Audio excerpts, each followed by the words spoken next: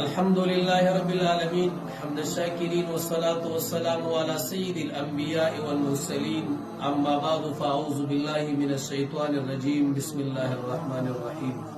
يا أيها الناس اتقوا ربكم إن زلزلة الساعة شيء عظيم صدق الله العظيم ټول امت مسلمه د پاره یو د غم دا یو د درد پیغام د ټولونه اول خود پاک رب نه دا تمو دا امید ده ان شاء الله چې ټول امت مسلمه با په دغه دردیدلی او په دغه کړیدلی حالاتو کې چې تقریبا تر ډیری دنیا یو حالات تیر شل د زلزلې په شکل کې او تمام مسلمانان د هغې سره شکار او تمام مسلمانانو هغه وکتله اول خو مې د پاک رب نه دا دعا ده الله امت مسلمه وساته الله څومره امت مسلمه چې چېرته آباد دی الله په کومه خطه د ځمکه آباد دی الله په مشرق کو په مغرب کو په شمال کو په جنوب باندې آباد دی الله د امت مسلمه بچي د داسې قسمه عذابونو نه مصیبتونو نه پریشانیانو نه قهر نه وساته الله کریم الله استاد قهر استاد غصه او استاد عذابونو د ټینګریو الله څومره امت مسلمه ته په دغه زلزلہ کې او په دغه دردیدلی او کړیدلی حالاتو کې څومره پریشانی او مصیبت مالی جانی رسیدلې ده د پاک رب نه دعا کوي الله غیله پوره اجر ولا ورکا او دویم هم دغه تمه ده چې الله من آینده دغه سي عذابونو نه وساته چرته چې مسلمان آباد دی زما د یو خوږی پیغام دی تاسو سره زما د مینې یو پیغام دی تاسو سره هغه دا امت مسلمه والله الله رب العزت زمونږ او تاسو نه خفه دی الله زمونږ او تاسو نه ناراضه دی دا کم اعمال چې موږ او تاسو شروع کړي دي دا کم کړه چې موږ او تاسو کوو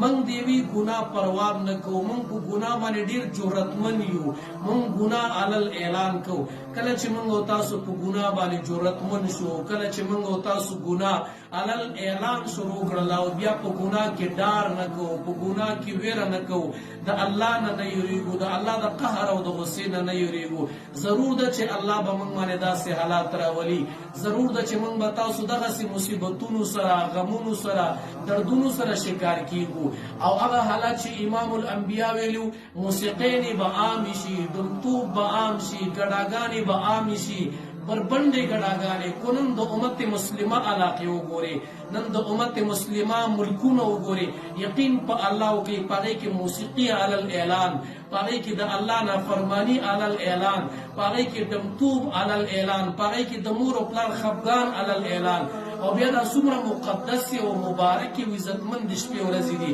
په دې کې موږ او تاسو الله ته توجه نه ده کړې په دې کې موږ او تاسو الله سره تعلق نه دی قائم کړی په دې کې موږ پر رب ته لاسونه نه دي لپکړي موږ الله ته جړه فریاد نه دی کړی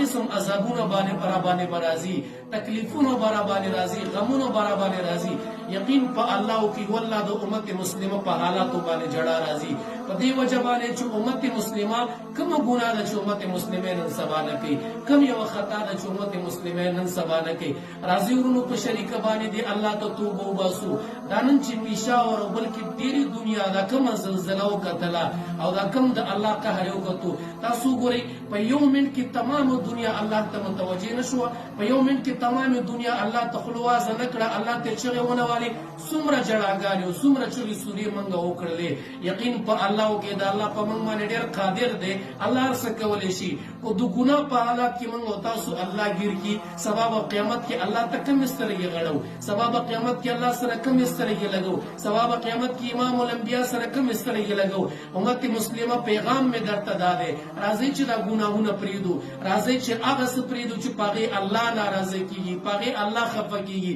اق سو کو چې پاغي الله خوشاله کیږي بیا د مبارک شپه ورځ را روانې دي په دې کې د الله عبادت او د الله اطاعت کو په اخر کې بیا دا وایي چې کوم مسلمانان محفوظ دي الله محفوظ وساته